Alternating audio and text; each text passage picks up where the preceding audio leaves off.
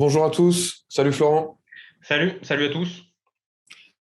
Aujourd'hui, on se retrouve pour une nouvelle vidéo. On parle de news, on parle de news horlogère, ce qui s'est passé récemment sur la planète horlogère. C'est parti.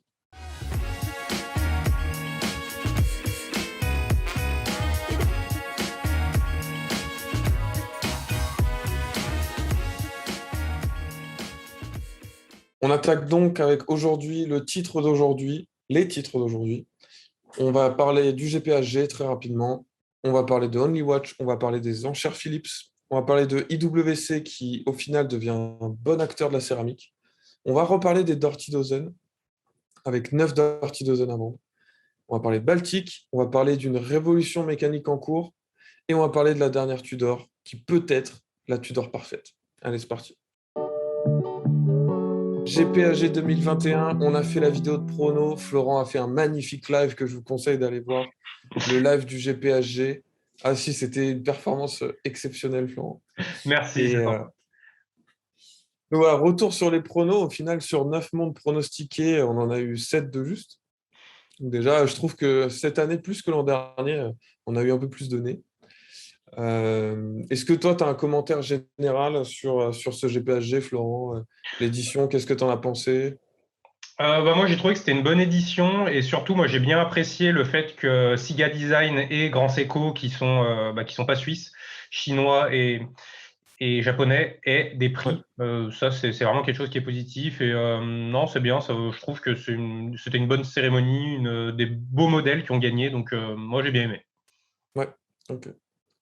Bon, moi, je suis un peu déçu que la Vianney Alter n'ait pas gagné parce que je pense que c'était une bonne collaboration, la Louis Erard et Vianney Alter, qui aurait mérité un prix. Mais bon, elle était dans la même catégorie que la Tudor et la Tudor que j'ai choisi à gagner. Donc, je suis quand même content. Oui, toi, Et j'ai un... mécaniquement, tu pouvais pas avoir un 3 sur 3 au final, puisque tu avais Ah, choisi c'est deux sûr. montres dans Mais la c'est... même catégorie. Donc, Ah, ouais, j'avais mis un peu mes œufs dans le même panier, hmm. quoi. Mais, euh, mais la Tudor a gagné. Bon, une autre déception que j'ai eue quand même, et c'est un peu là-dessus que je voulais revenir avec toi, c'est la Louis Vuitton. Parce que, est-ce que vraiment le GPHG a dit que la Louis Vuitton est mieux que la Oris Calibre 400? C'est ça la question pour moi. Et le GPHG a tranché et je suis vraiment pas d'accord avec ça, quoi. Ouais, moi non plus. Si tu me proposes les deux montres, moi je choisis la Oris Aquis calibre 400, mais le fait que la Louis Vuitton gagne, ça veut pas forcément dire que c'est une meilleure montre. Ils ont voulu saluer le design novateur qui a été proposé par Louis Vuitton. La Oris, c'est la montre, c'est la même montre avec un nouveau calibre. Donc en gros, Ouais, s'ils faisaient gagner la Oris, ils faisaient gagner non pas un modèle, mais plutôt un calibre. Donc parce que ouais, c'était la même, quoi. Il n'y avait rien de nouveau à part le calibre. ouais. Donc je pense que c'est ça aussi qui a été dérangeant pour le jury. C'est vrai. C'est vrai qu'en soi, tu l'as dit, hein, la Louis Vuitton, ils ont salué le design novateur, ce qui n'est pas du tout le cas de la Oris. C'est encore une acquis, entre guillemets. Donc, c'est aussi ça qui a pu pêcher. Mais je pense que si Oris était arrivé directement avec un nouveau modèle qui est la acquis avec le calibre 400, ils auraient eu le prix. Oui. Mais par contre, je suis d'accord avec toi pour dire voilà, si tu me mets les deux à côté, moi je choisis largement la Oris, Ouais, clairement. ouais. Mais après aussi, je suis d'accord avec toi, c'est pas non plus la catégorie meilleur mouvement, quoi. C'est la catégorie meilleure plongeuse. Donc, mais bon, un petit goût amer pour moi toujours avec cette Louis Vuitton Oui, parce que que je voilà, elle n'arrive t'est pas à restée en travers de accepter. la gorge. Mais je l'aime bien, moi. Je l'aime bien. Elle est sympa. Ouais, voilà, elle est sympa. Bon, ça mérite pas le prix pour moi. Bref, passons à la suite. Alors, revenons sur Only Watch, l'œuvre, les enchères caritatives. Il y a eu, je crois, 30 millions de francs suisses à Only Watch qui ont été levés cette année, Ouais, qui est un même plus, chiffre ouais. énorme. C'est même, Pardon? c'est même plus. 30 et quelques, 30. Ouais, un peu plus. Ouais. Et c'est, je crois, 100 millions depuis la création d'Only Watch, depuis 9 éditions. Donc, c'est assez dingue d'avoir des montants pour une œuvre caritative comme ça. C'est vraiment une bonne chose que l'industrie horlogère fait. Et je trouve ça vraiment cool et vraiment assez notable. Et je voulais revenir du coup sur quelques modèles qui sont vendus, revenir un peu sur les performances de certaines marques qui ont été faites lors de cette vente aux enchères. Alors forcément, la question en haut de l'écran, 4 millions pour une FP Journe, c'est le record pour une FP Journe. C'est la François Paul Journe la plus chère jamais vendue. Alors parlons-en de cette de cette FP Journe. Je sais, on en a parlé dans la vidéo de présentation, elle n'est pas forcément à notre goût. Je me suis renseigné un peu plus depuis. Alors, c'est une idée, il faut savoir quand même que l'idée date de 2012. C'est une montre que François-Paul Journe prépare depuis plus de 10 ans. Et en fait, c'est un peu le genre d'œuvre, enfin, depuis quasiment 10 ans, pardon. C'est un peu le genre d'œuvre où il peut toujours la peaufiner et elle ne sera jamais parfaite. Et là, c'est là où il s'est dit, OK, enfin, là, j'estime qu'elle est parfaite, même s'il aurait pu la présenter peut-être à la dernière édition d'Only Watch. Là, c'est cette année où il s'est dit, OK, maintenant, elle est parfaite et je la présente. Il faut savoir que je crois que c'est le boîtier de la Octalune, enfin le boîtier Octa qui sert à la Octalune et à d'autres modèles. Il n'y a pas eu je crois qu'il n'y a pas eu de concessions qui ont été faites pour ce nouveau mouvement, pour cette main, etc., niveau épaisseur ou diamètre. Donc c'est assez notable pour ça aussi. Ouais, ouais, Après, ouais, mais ça mécaniquement, reste très compliqué de lire l'heure, quoi. mécaniquement, c'est une belle prouesse, mais au niveau et rendu, parce que la montre, elle a quand même un rendu final hein, au niveau du design. Ouais. Bah, le rendu, moi, je l'aime pas. Et en plus, voilà, comme tu dis, lire l'heure et alors après, peut-être qu'on s'habitue au bout d'un an, mais de toute façon, cette montre, Ouais. elle ne sera pas portée. Cette montre, c'est uniquement de l'investissement. Le mec qui l'a, il la portera jamais. Il va juste la revendre plus cher. Mm. Donc on est de toute façon lire l'heure, c'est pas ce qui importe sur ce type de montre. Donc Ouais. C'est sûr. C'est sûr, c'est sûr. Bon, on peut évoquer, alors on va les faire un peu dans l'ordre du slide, mais la Tudor qui a fait quand même 600 000 euros pour la Tudor, c'est un peu pour moi l'équivalent du jean délavé sur une montre, quoi. C'est la montre qui est passée à la machine à laver et qui a été usée avant d'être vendue. ouais, et Alors, surtout moi, ce qui me dérange, c'est qu'elle a ouais, pas d'âme quoi. C'est un peu un vieillissement au niveau de l'acier du bracelet, mm, mais ouais, qui a été préparé. Et donc du ouais, coup, bah, ça a pas d'âme quoi. C'est pas un vrai, c'est pas un c'est vrai vieillissement. C'est pas une vraie roue. une Alors vraie pas de la patine, ouais. rouille, hein, mais voilà. Mm, ouais, ouais, ouais. Ouais, c'est le jean délavé, il n'y a pas marqué diesel dessus, il y a marqué Tudor, mais c'est un peu pareil. Voilà, et pour un Alors, montant qui n'a aucun sens en plus. ouais. Alors, il faut savoir que le, le partenaire d'affaires, le business partner comment il s'appelle? Pardon, j'ai perdu son nom. Philippe Dufour. C'est un gros collectionneur qui s'appelle Claude Sfer. Et Claude Sfer, désolé, je dois écorcher son nom. Et ce gars a un peu pour mission d'acheter toutes les Tudor uniques.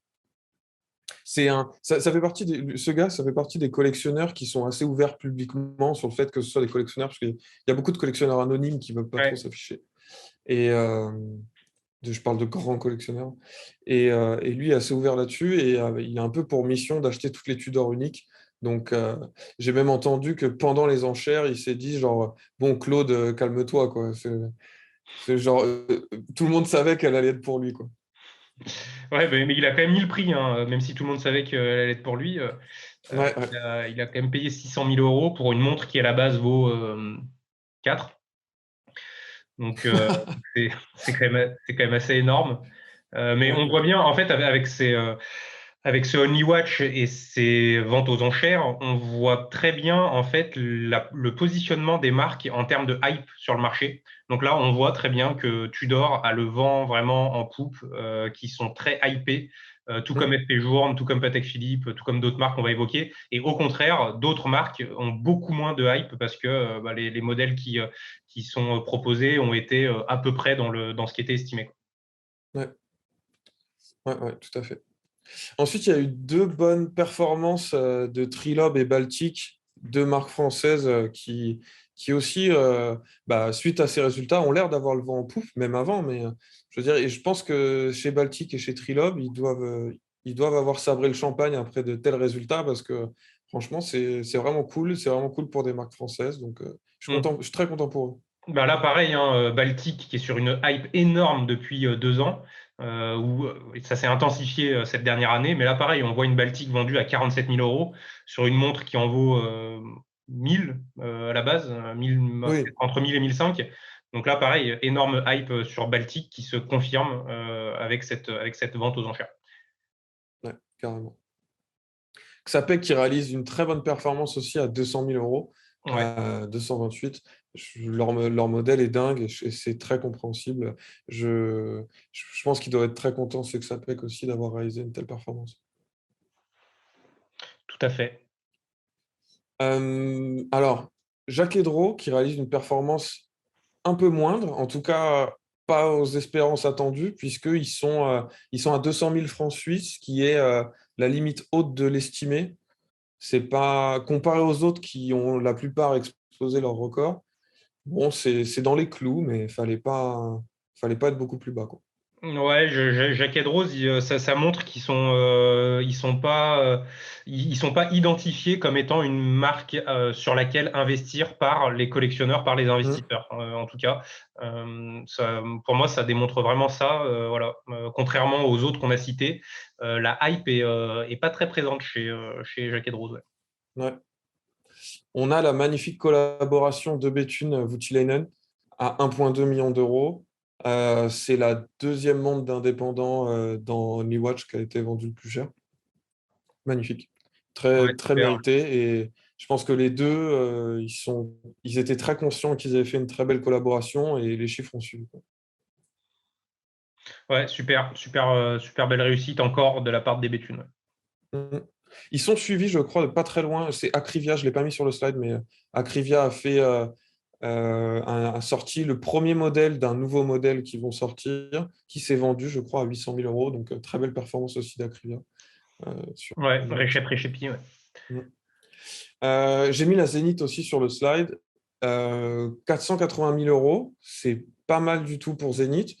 Il y avait plusieurs marques du groupe LVMH à Only Watch. Il y avait Bulgari, Tag Heuer et Hublot, Ouais, il y avait Blue qui aussi. Tag Heuer et Hublot ont sorti des trucs encore de derrière les fagots de dingue. Enfin, de niveau matériaux, niveau recherche, etc. C'était assez unique aussi ce qu'ils proposaient. Mais c'est Zénith qui l'emporte chez LVMH et je trouvais ça assez intéressant. Ouais, elle avait fait débat celle-là quand on en avait parlé dans la vidéo de présentation. Toi, tu l'aimais Ouais, bien, je crois. Je suis pas fan ouais, je l'aime bien. Ouais. J'aime bien. de ce saphir. Mais c'est marrant que les collectionneurs mettent leur bifton plus sur Zénith que sur Hublot ou Tag Heuer, sur un modèle qui est assez technique, futuriste comme celui-ci. Ouais, Et enfin, Patek Philippe qui a vendu une horloge 8,5 millions d'euros. Bon, c'est Patek Philippe, ça n'a pas de sens, mais c'est Patek Philippe.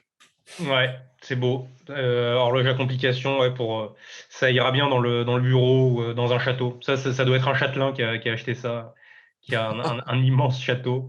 Et quand tu la vois, elle pourrait aussi bien valoir 3 000 euros que 8,5 millions. Tu la vois comme ça, c'est un truc Ouais, c'est un qui est pas très bibelot. beau. Ouais, ouais, ouais. Donc voilà, encore une bonne édition de Only Watch cette année. Ouais, pour une bonne On cause. passe. Yes, tout à fait. Non, encore une fois, c'est très bonne initiative cette vente aux enchères. Donc novembre, c'est aussi un peu la saison des enchères à Genève en général, tous les ans. Et Philippe, ça fait sa vente aux enchères numéro 14. Donc je voulais revenir sur quelques lots. C'est pas les... Il y a des centaines, il y a 250 lots, quelque chose comme ça. Donc il y en a quand même pas mal du tout. Mais je voulais revenir sur quelques lots qui, je pense, sont importants de discuter. On a le record, enfin en tout cas le lot le plus vendu, le lot le plus cher de cette vente aux enchères à 4,4 millions d'euros. La Philippe Dufour, grande et petite sonnerie. Magnifique. Voilà, hein. Philippe Dufour compliqué. À partir de là, pas produit à beaucoup d'exemplaires. À partir de là, ça, ça veut dire beaucoup de choses, quoi. Et je comprends que les collectionneurs mettent un très gros prix là-dessus. Alors, j'ai aussi une remarque aussi sur les ventes aux enchères Philips. Contrairement à Only Watch, qui fait un peu figure d'exception, la plupart des ventes aux enchères, et c'est le cas ici aussi, quand vous payez le prix, ce prix, là, 4,4 millions d'euros, c'est le prix que l'acheteur va recevoir, je crois. Et par-dessus ça, vous devez payer quelque chose comme 25% de plus en Ouais, Buyer's Premium, ouais, qui 20, va... Ouais, 20, c'est ça. 25, mais ouais, peut-être 20 sur des montants comme ça, c'est peut-être plus de 20. Mais après, j'en ai jamais Voilà. acheté comme ça. Mais... Donc, un montant qui va à la maison d'enchères. Donc, il faut savoir que sur une montre comme ça, il y a 1 million d'euros qui part en plus, quoi. Ouais, c'est Donc, énorme. c'est énorme. C'est énorme.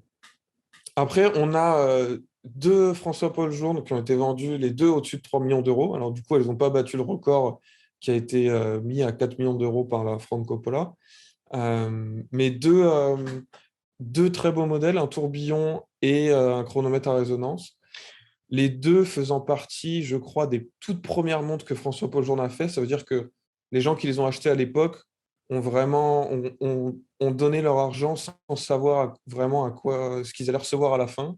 François-Paul Ouais, Journe n'était pas connu, c'est des le, années. le, le chronomètre à résonance, c'était un des premiers, c'est peut-être même le premier qui a été fait ou un des premiers, mais au final, à l'intérieur, enfin, la montre, c'est la même que tous les chronomètres à résonance. Enfin, il n'y en a pas eu des Mhm. milliers sur le marché, hein, mais c'est le même quoi, qui est accessible pour entre 100 et 200 000 euros. Quoi.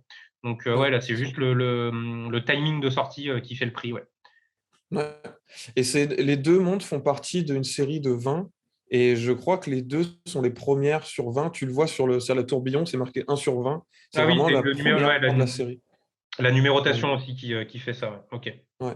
Donc elles sont aussi. Ouais. Et c'est pour ça aussi que la valeur a augmenté. Et celle de gauche, je crois que c'est la seule parmi trois connues qui est en platine et or rose, comme ça. Je crois que c'était à la demande de celui qui l'avait faite. Donc voilà, d'où les prix au-dessus de 3 millions. Et le tourbillon, c'est le tourbillon horizontal ou pas? Oui, c'est pas le tourbillon vertical, c'est un modèle beaucoup plus récent, ça, Ok. le tourbillon vertical.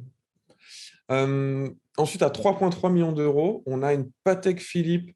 Alors, j'ai pas la ref exacte, mais c'est un calendrier perpétuel chrono qui est magnifique et qui est doublement signé par Serpico Ieno, oui, à Caracas, voilà, qui était un revendeur à Caracas. Il faut savoir que dans les années 70, 80, enfin, au siècle dernier en tout cas, les noms Rolex et Patek Philippe faisaient pas forcément aussi bien vendre que le nom du revendeur qui avait sa boutique pignon sur rue.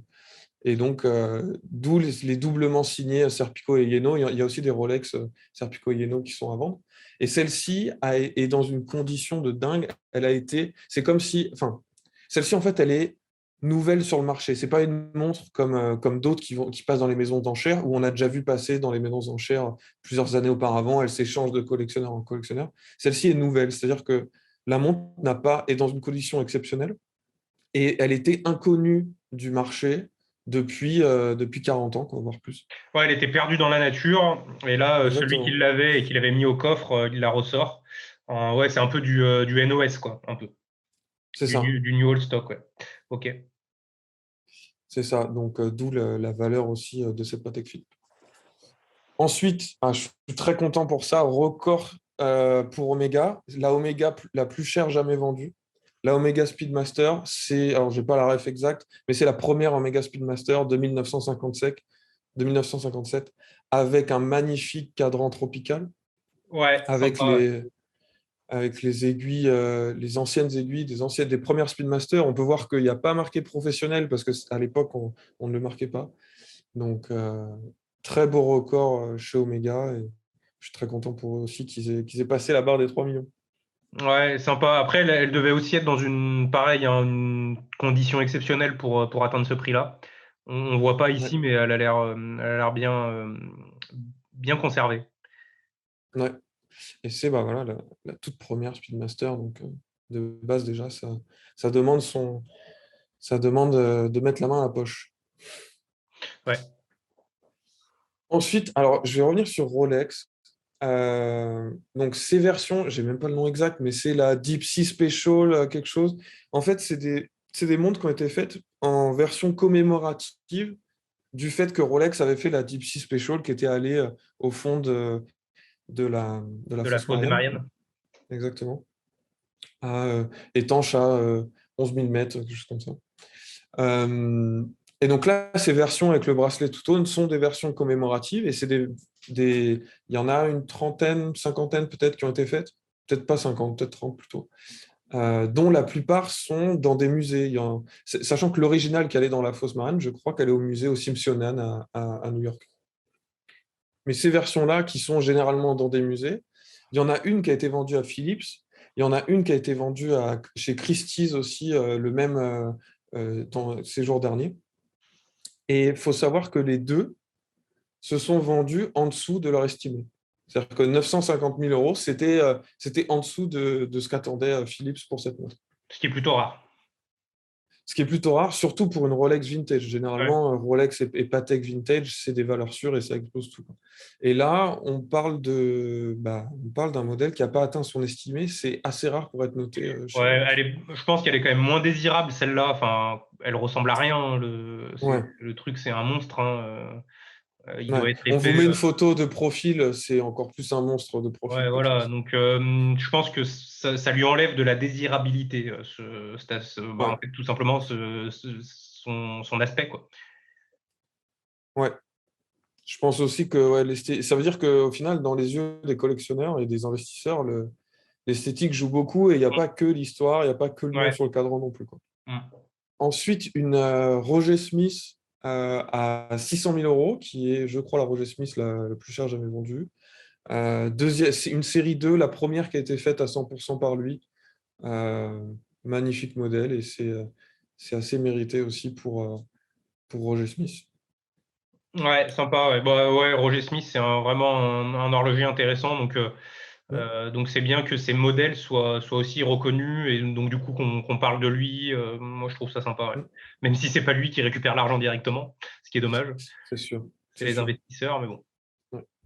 Et enfin, très belle performance aussi par Alain Genzone avec ce tourbillon et avec le cadran, une nouvelle technique pour le cadran qui a été martelé. Ouais, Très belle alors performance aussi sur ce modèle. je suis pas sûr que ce soit une nouvelle technique. Ils l'ont fait sur ce modèle-là, mais enfin, c'était pas un modèle unique. Mais ouais, en fait, le Oui. cadran, il est donc les index et le cerclage, et donc le Halangenzone aussi. C'est de la matière enlevée. En fait, c'est pas de l'appliquer, c'est de la matière qui a été enlevée partout ailleurs. Donc, en fait, la Mhm. moindre erreur, il faut tout recommencer. Donc, à la base, on part d'un cadran Une plein plaque vierge, ouais. et Ouais. voilà, d'une plaque et la matière est enlevée, quoi. Donc c'est là, faudra que tu mettes un zoom. Le cerclage, par exemple, on voit, c'est parfait, quoi. Le niveau et le nombre d'heures de travail pour atteindre donc les index, le cercle et le nom à Langenzone, tout en enlevant de la matière, c'est vraiment impressionnant. Ouais, tout à fait. Donc, très mérité pour eux. Et je suis assez content de voir que Zone arrive voilà, à dépasser le demi-million d'euros aux enchères. Pour une marque qui, au final, a été relancée assez récemment, quoi. Ouais, ouais, tout à fait, en 94. Ouais. Et en plus, voilà, sur un modèle qui est pas un modèle des années 60, 50, etc. Alors, FP Journe, c'est pareil, hein, c'est pas un modèle qui est ancien. Mm. Mais oui, c'est bien aussi de voir des modèles qui sont plus ou moins récents, aussi pour la technique horlogère et la technicité, voilà, être rare et vendu très cher. Ouais. Et même si Zone n'est pas un indépendant, ils arrivent quand même à, voilà, à performer aux enchères. Donc voilà pour ce petit récap sur les enchères. Alors, j'ai un petit lot bonus Florent, et tu vas me faire une estimation. Bah, vas-y. Combien pour cette boîte à montre François-Paul Journe? Alors, il faut savoir que c'est une boîte qui a été faite exprès pour un collectionneur Ouais. qui avait la numéro 5 exemplaires de, tu sais, les montres à souscription. Donc, tu avais le tourbillon, tu avais le chronomètre à résonance, tu en avais plusieurs. Il avait la numéro 1 de 5 séries différentes, de 5, ouais, 5 séries différentes, la numéro 1, et qui rangeait dans cette boîte-là. Et cette boîte-là était faite pour lui. Ok. Combien tu vends cette montre? Cette boîte. C'est la manufacture FP Journe qui l'a fait ou j'imagine que ça Oui, a été sous-traité à peut-être un oui, ébéniste mais menuisier. oui, mais comme les marques sous-traitent la fabrication des bracelets en cuir, par exemple. Ouais. Euh, je pense, euh, je pense que ça s'est vendu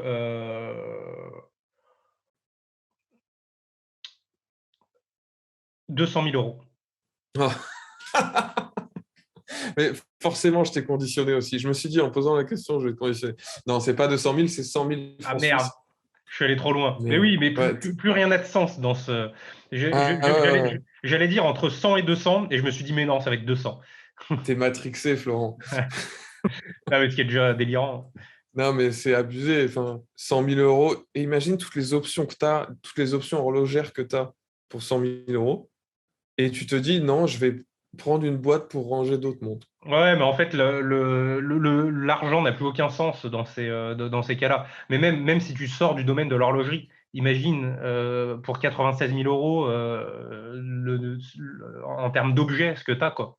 Ouais, T'as des voitures d'ultra luxe, quoi. Enfin, tu vois, dans les voitures, il y a quand même des pièces, tu vois, c'est quand même un objet qui est un peu plus imposant, un peu plus impressionnant. ah Bah là, là, il y non, tu as une a boîte à montre. une boîte en bois avec un peu de cuir, quoi. Ouais, Très bien. ouais, c'est cool. Bah moi, tu vois, Allez, j'aurais mis 200, donc le mec a fait une bonne affaire. ça vaut le coup, achetez-la. Ok, on passe à la suite. IWC, du coup, a sorti plusieurs modèles en céramique derniers mois, ces dernières années. Il y a eu, avec la céramique noire, les modèles Top Gun, qui sont les plus anciens, il me semble. Ensuite, il y a eu les modèles en céramique beige sable, qui ont d'ailleurs l'un d'entre eux, le calendrier perpétuel, était nominé au GPHG, il me semble. IWC a fait les modèles en céramique blanche pour la première mission civile spatiale. Ils ont donné à l'équipage ces modèles-là, ces modèles chrono en céramique blanche.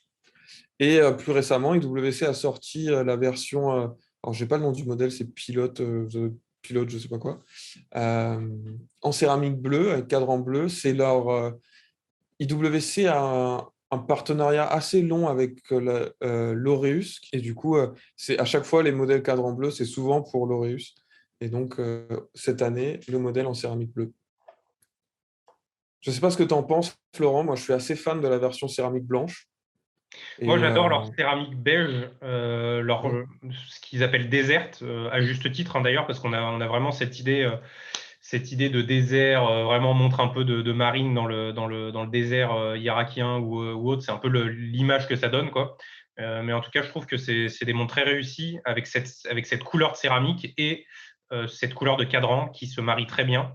Avec le Ouais. strap aussi qui est sympa. Moi, j'aime bien toutes ces déclinaisons de désert. J'adore. Ouais, c'est un code couleur qui marche très bien sur ces éditions-là. C'est des Ouais. modèles très réussis. Le modèle bleu, t'en penses quoi? Moi, je le recommanderais, je pense. Franchement, pas mal, je trouve. Ouais, faudrait le voir en vrai. En fait, j'aimerais bien voir comment rend la céramique à la lumière. Est-ce qu'elle n'est pas trop brillante? En fait, c'est parfois un peu le risque sur la céramique, que je préfère la céramique terne, euh, Mhm, un peu comme la céramique de Bulgarie, par exemple, qui est un peu plus mhm. terne. Je sais que c'est plus dur à faire. Là, elle n'a pas l'air trop brillante, donc ça va. Non, Mais je confirme. ouais. Mhm. Donc, Ouais, ouais. On non, vous met une photo portée, une vraie photo portée. Elle est assez, justement, terne, mate, pas du ouais, tout brillante. ouais, bah alors si c'est le cas, j'aime bien. Ouais. Et la céramique blanche aussi, je trouve ça pas mal. Contrairement à la céramique noire où tu l'évoquais la dernière fois, ça évoque le DLC et c'est des codes couleurs qui nous touchent moins. Euh, la céramique blanche, je trouve que ça passe très bien. J'avais déjà Ouais, bien aimé quand Zénith faisait de la céramique blanche et là j'aime bien aussi WC. ouais, ouais, à choisir, je préfère la céramique blanche que la céramique noire. Ouais, Le noir, c'est la couleur la plus naturelle pour de la céramique. Et j'aime pas trop, ouais, je préfère quand on est plus sur du bleu, du beige, typiquement, comme on en parlait, et ouais, même ouais, du blanc. Après, ouais, blanc pour la céramique, c'est aussi assez classique comme couleur, mais entre blanc et noir, je préfère blanc. Ouais. Et je préfère ouais, ce modèle avec céramique blanche ouais, que tu montres. ouais. Donc ouais, je trouve que c'est un matériau qui marche bien sur ce modèle pilote. Est-ce que tu penses qu'il devrait le décliner sur le modèle portugais? Peut-être pas, hein. Ouais, non. Non, non, Ouais, d'accord. je pense que IWC a eu raison d'utiliser cette gamme pilote pour décliner beaucoup de modèles céramiques. Je pense que c'est Mm. un bon choix de leur part d'avoir choisi cette collection et pas une autre. Ouais, Portugaise, non. Da Vinci, non. Aqua Timer, non. Voilà. ouais. Alors, très bonne direction que prend IWC là-dessus et à essayer ces modèles céramiques parce que sur le papier, moi, je suis assez convaincu. Meryl nous en a parlé dans une vidéo, les Dirty Dozen, et là, j'ai vu passer la news. Those Watch Guys, oula, Those Watch Guys, Those was jazz. Those Watch Guys, à New York, ont sorti sur leur site 9 Dirty Dozen à vendre. Alors, quand j'ai vérifié, il y en avait déjà une de vendue, la Cima. Mais on en a 8 là que je vous ai mis avec les prix. Ah, mais donc du coup, Et ils les vendent pas en bloc, ils les vendent unitairement. exactement. Ok.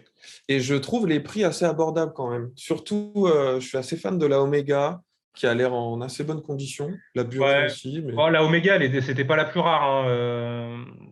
Il y en a des très rares là-dedans ou pas? C'était quoi les rares? Les Eterna, non? bah, du coup, ouais, les plus chers, tu vois, j'ai genre le coût Eterna. Ouais. Ça les plaint. Et là, elles sont à combien du coup? Parce que je vois pas les prix. Tu vois pas les prix? Eterna à 4 375 $. J'ai genre le coût à 5 300. Bon, Omega à 4 000 $. ça me paraît pas beaucoup. Parce que normalement, les rares, elles sont plutôt à 20 000, quoi. Oui, oui, non, mais c'est pas les plus rares, on est d'accord. Après, ça dépend Mais de la condition. Ouais. Ok. non, non, c'est pas les plus rares. Il manque forcément les plus rares. Mais voilà, comme on le disait dans la vidéo de Meryl, je pense que pour en avoir une dans sa collection, c'est un bon morceau d'histoire. Ouais, Pour ouais. rappel, montre commissionnée par le ministre de la Défense allemand. Voilà. Anglais. Montre commissionnée par le ministère de la Défense anglais pendant la Seconde Guerre. Ouais, sympa. Donc voilà, si une occasion à prendre, je trouve pour 5 000 €, en gros, un bon morceau d'histoire qui pourrait aller dans un musée. Allez-y les gars, et dites-nous ce que ça donne sur le poignet. Yes. Baltic qui sort le nouveau modèle, le MR01. Qu'est-ce que tu en penses, Florent? Je ne vais pas m'exprimer. Qu'est-ce que tu en penses? Eh ben, c'est encore une réussite de la part de Baltic. Mais voilà, là, il commence à souffrir un peu comme Chrono Tokyo. Là, on commence à être dans des considérations un peu délirantes. Donc, ils ont été sold out en quelques jours, même pas. Là, aujourd'hui, les montres se revendent pour x3 par rapport au prix initial. Mais voilà, si on enlève ces considérations de hype, le modèle est très réussi. Il n'y a rien à dire, c'est un super modèle. Enfin, c'est des super modèles. Ouais, Voilà. je suis d'accord aussi. Qu'est-ce que t'en penses? Je suis d'accord aussi, modèle très réussi, comme souvent chez Baltic. Alors, comme tu dis, ouais, sold out très vite, mais pour 600. Alors, moi, j'ai 650 €, mais peut-être que j'ai. Je ne sais pas si j'ai les taxes comprises là-dedans. Oui, avec les taxes. Donc, 650 €. Ouais, Franchement, je les ai vus. J'ai vu la Salmon sur Chrono 24 à 3 000 €. ouais. Il n'a aucun sens. Dedans, il ne faut pas oublier qu'on a un mouvement qui est de très basse qualité. Enfin, c'est un mouvement d'entrée de gamme. Le micro-rotor fait énormément de bruit. J'ai vu des enregistrements sonores sur certains forums, voilà, mais c'est normal pour cette gamme de mouvements. Mais voilà, mettre 3 000 € sur une montre comme ça, même si le design vous plaît, moi je vous le déconseillerais parce que ça les vaut pas en fait, tout Mhm. simplement. Combien tu penses qu'est le prix justifié pour cette montre si t'es prêt si tu trouves que 650 € c'est un très bon modèle, est-ce qu'à 1 000 € ça les vaut encore? Non, non, non, moi je mets pas 1 000 €. Non, elle est bien pricée, le prix est bon. 600 € c'est bien. Ça leur laisse la place par rapport au mouvement qu'il y a dedans et au design et aux finitions. Ça leur laisse un peu de place pour avoir de la marge. Donc non, je mettrais le prix de revente, et éventuellement 100 € de plus. Si vraiment, Ok. voilà, si vraiment il y a ce coup de cœur, voilà, 750, 800, mais pas bien plus, hein. Tu mets la montre sur la main. Tu ressens dans le poignet les vibrations du Du micro-rotor micro-rotor. et tu l'entends à 10 000, quoi. Donc, non, ça ne vaut pas plus que allez, 700, 800, quoi. Ouais, ok. Quel modèle tu choisis parmi les trois? C'est difficile, les trois sont bien. Donc, ça dépend vraiment de la collection, en fait, de l'état de la collection. Si tu n'as pas de montre bleue, le bleu est parfait.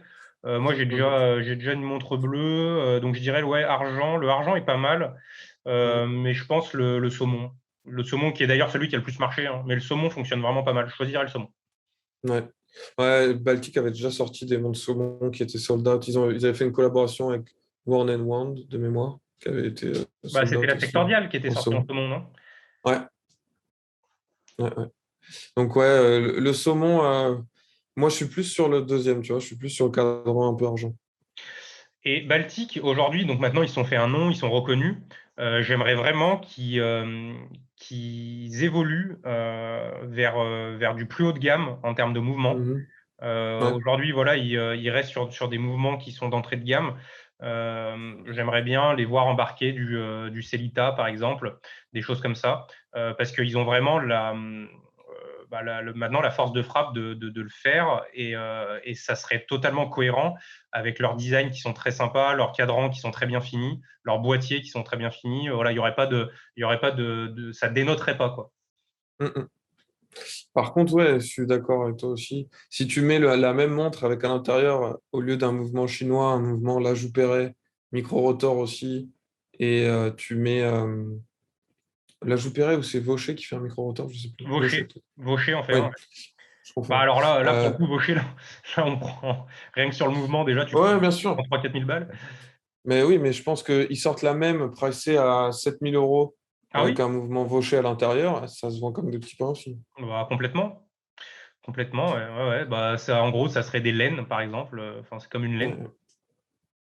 Ouais. Donc, ouais, est-ce que Baltic veut Mais jouer depuis leur création, Baltic joue dans la cour des inférieurs à 1 000 €. Donc là, c'est sûr que s'ils sortaient des montres à 7 000 balles comme le fait Laine, ça serait un peu bizarre. Mais oui, oui, ça se vendrait, ouais, je pense. ouais. En tout cas, très beau modèle encore et c'est normal qu'ils aient sold out. Ouais, belle réussite de la part de Baltic. Bravo, Top. bravo. On va vous parler d'un sujet un peu plus technique euh, qui est le système Calasys par Vincent Calabrese, qui du coup a cherché. Alors, je vais faire peut-être l'historique Vincent Calabrese et tu parles un peu plus du mouvement après, Florent. Ouais, ok. Donc Vincent Calabrese, c'est un horloger qui est pas, c'est pas un petit jeune sur la place. C'est Vincent Calabrese qui sort aussi des mondes dans son nom, a fondé en 85 l'association horlogère des créateurs indépendants, qui est en gros un regroupement d'indépendants dès les années 80. Donc le gars est assez visionnaire là-dedans. Et aujourd'hui, dans ce regroupement d'indépendants, on compte entre autres François-Paul Journe, Philippe Dufour et d'autres noms, Voutilainen, enfin bref, on a vraiment le gratin des indépendants dans cette association qui a été fondée par Vincent Calabrese et un autre horloger dont j'ai perdu le nom. Mais ça a aidé à canaliser un peu toute cette énergie créative des indépendants et rien que pour ça, c'est un ponte dans l'horlogerie. Ouais, et donc là, aujourd'hui, après plusieurs années d'études et de développement, il sort un nouveau mouvement. Donc là, l'image est assez parlante, hein. On a donc toujours le même type d'échappement, qui est un échappement à encre. Donc on a bien l'encre qui fait sortir de l'énergie par la roue d'encre. Mais comment l'encre est entraînée? Toujours par un balancier, sauf que ce balancier, il oscille non pas grâce à un ressort spiral, comme c'est le cas dans les mouvements classiques, dans l'échappement suisse. Donc, ce n'est pas un ressort spiral qui entraîne la roue de balancier, mais c'est, alors comment on peut appeler ça? C'est une fourchette, c'est la fourchette crantée qu'on voit dentée. Et cette fourchette, elle est régulée par un ressort qui est un ressort en U un peu. Voilà, c'est la pièce violette que vous voyez. Et donc là, le principe est assez simple. Au final, ce ressort entraîne cette fourchette qui lui-même entraîne la roue de balancier qui va libérer l'encre et donc la roue d'encre. Est-ce que j'ai été clair?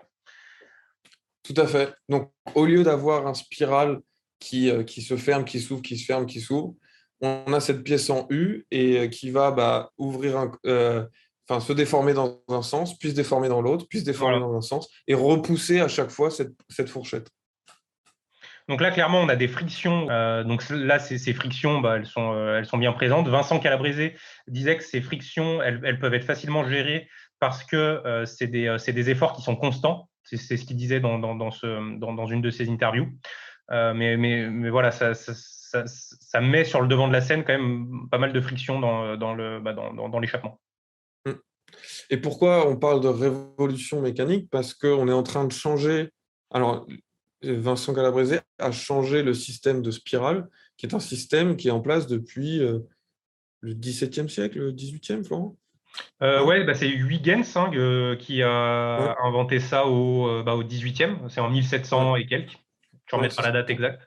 Mais oui, c'est ouais, c'est un système centenaire qui a fait plus que ses preuves, puisqu'il est encore utilisé aujourd'hui dans 99% des montres. Donc oui, alors après, donc là, j'ouvre un peu sur la suite, parce que maintenant, voilà, il a développé ce nouveau type d'échappement, ce nouveau type de mouvement et de régulation, de régulation plutôt que d'échappement, si on veut être précis. L'oscillateur. D'oscillateur, ouais. Il l'a mis en œuvre sur un ETA, donc ça marche. Par contre, on ne connaît pas les performances en termes de chronométrie, donc en termes de tenue du temps. Là-dessus, il n'y a pas eu de communication. On ne connaît pas les performances en termes de durabilité, de vieillissement. Donc voilà, pour l'instant, ça reste vraiment à l'état de prototype. Est-ce qu'on le verra sur des montres en production? Donc est-ce que ce système va être utilisé en production? Rien n'est moins sûr, puisque pour ça, il faudrait qu'une ou des marques investissent là-dessus pour scale up, comme on dit, ce développement, donc investir beaucoup. Donc voilà, aujourd'hui, on vous parle de ça, c'est quand même assez amont. C'est un prototype. Voilà, c'est pas demain la veille qu'on verra, cet oscillateur dans des vrais modèles. Contrairement par exemple à ce qu'avait fait Frédéric Constant, et c'est pour ça que Frédéric Constant avec le monolithique avait vraiment fait un gap énorme, parce que eux directement ils l'ont mis dans un modèle, quoi, en gardant un peu le secret. Donc là voilà, on est quand même très en amont. Est-ce qu'on le verra? Pas sûr. En tout cas, c'est bien de voir qu'on a encore des innovations et on remet encore en cause des parties qui sont plus que centenaires, qui ont des siècles, des montres. On se dit, pourquoi est-ce qu'on ne changerait pas ça? Et ça, c'est un très bon état d'esprit. Ouais, je suis d'accord. Dernier sujet, j'ai nommé la Tudor parfaite, qui est la nouvelle Pelagos FXD, à 3 650 €, 42 mm et moins de 13 mm d'épais, toujours en titane, comme la Pelagos actuelle. C'est une Pelagos qui a été faite en collaboration avec la Marine nationale française, comme Tudor le faisait déjà sur sa Submariner. Donc, nouvelle collaboration avec la Marine nationale. Donc, une montre qui a été designée par la Marine nationale pour répondre au cahier des charges de la Marine nationale. Je vous ai mis un comparatif sur la droite par rapport à la Tudor classique qu'on connaît. Alors, je vais lister toutes les différences pour qu'on soit bien sur la même page. Donc, par rapport à la Tudor classique, déjà, elle coûte 640 € moins cher. Donc, c'est quand même, on passe de 4200 à 3600. On est quasiment on est dans la gamme de prix de la Blab Bay 58, hein. La Blab Bay 58 sur bracelet, elle est à 3004, 3005, quelque chose comme ça. On a donc une nouvelle lunette qui maintenant est une lunette compte à rebours bidirectionnelle, donc qui ne se lie pas de la même manière. La lunette est plus grosse, et maintenant elle dépasse vraiment du boîtier. En tout cas, elle est plus grosse que le boîtier. Au final, la montre fait toujours 42 mm, mais le boîtier et la lunette sont un peu différents et la lunette est plus grosse. Et d'ailleurs, les crans sur la lunette sont plus gros aussi pour avoir un meilleur grip. La grosse différence étant que en fait, il n'y a pas de spring bar, il n'y a pas de barrette à ressort. Les barrettes pour le bracelet sont fixes. Elles font partie du boîtier. Donc, pas de possibilité de mettre un bracelet en acier. Donc, du coup, pas de bracelet titane. Uniquement Tudor fournit la montre sur bracelet tissu ou bracelet caoutchouc. Après, on peut bien évidemment changer le bracelet et mettre le NATO de notre choix.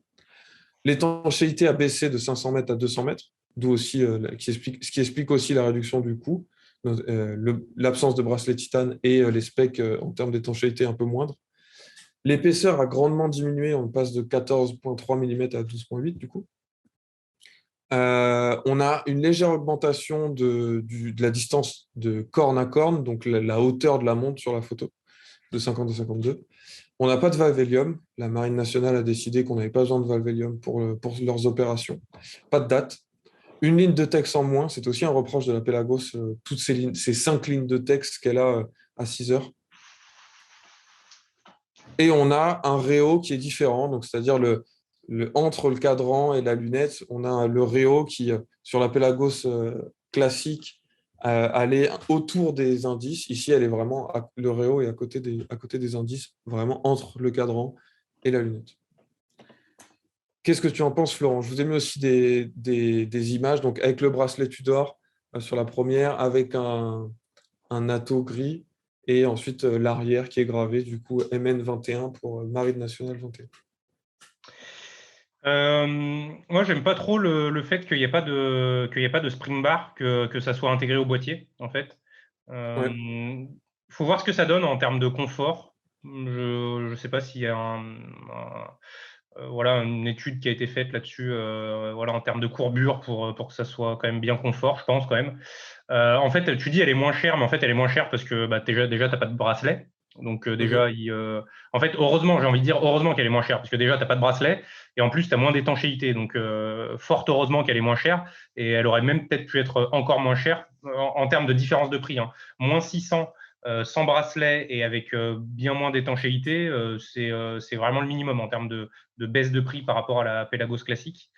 Mhm. Et moi, ça me dérange un peu sur les plongeuses. Je préfère quand même largement avoir un bracelet acier ou titane, mais avoir un full bracelet, quoi. Plutôt que, plutôt qu'un tissu. C'est quand même une montre qui est destinée à être dans l'eau. Un tissu, pour sécher, il va mettre plusieurs heures. C'est pas agréable après. C'est mouillé, c'est humide. Donc moi, je suis pas fan. Ok, intéressant. Intéressant. Ouais, pour moi, le titre traduit un peu mon opinion sur la montre. Euh, pour moi, c'est un peu ouais, la bonne Tudor qui est plus technique que la Black Bay 58. Mm. La Black Bay 58 a un peu trop. Enfin, la Black Bay 58 coche beaucoup de cases, mais c'est pas mal pour plaire aux collectionneurs et c'est moins dans la fonctionnalité. Là, on a plus une montre qui est faite pour être fonctionnelle. Et l'absence de date, c'était aussi un point qui me gênait beaucoup sur la Pelagos classique. Donc, une montre de plongée sans date, déjà, à partir de là, je commençais à être conquis. Non, la Euh, présence de date, tu veux dire. La présence de date, c'est quelque chose qui te gênait sur la classique. Tu as dit oui, l'absence. oui, bien sûr. Oui, oui, oui. Donc, Et ouais, du coup, là, tu préfères sans date, ouais, la plongeuse sans date, quoi. Ouais, ouais, ouais. tout à fait. Et je trouve que moi, une plongeuse sur bracelet tissu ou rubber, enfin, ou caoutchouc ou quoi, ça me gêne pas. Et au final, j'aime bien. J'aime bien. Ouais, moi, sur un rubber, je suis beaucoup plus ouvert que sur un tissu, hein. Parce que le rubber, il sèche tout de suite. Il n'y a pas de problème là-dessus. Le Mhm. tissu, c'est pas agréable, je trouve.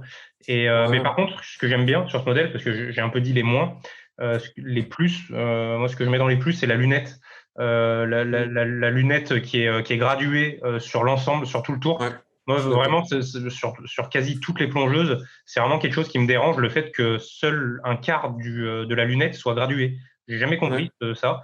Enfin, à part sur celles qui sont beaucoup plus étanches, celles qui sont censées aller plus profond, elles sont graduées en entier, mais la majorité des plongeuses sont graduées que sur un quart du cadran, que sur les 15 premières minutes, ouais. ce qui est dommage, je trouve. Donc là, ouais, Ouais, je suis d'accord.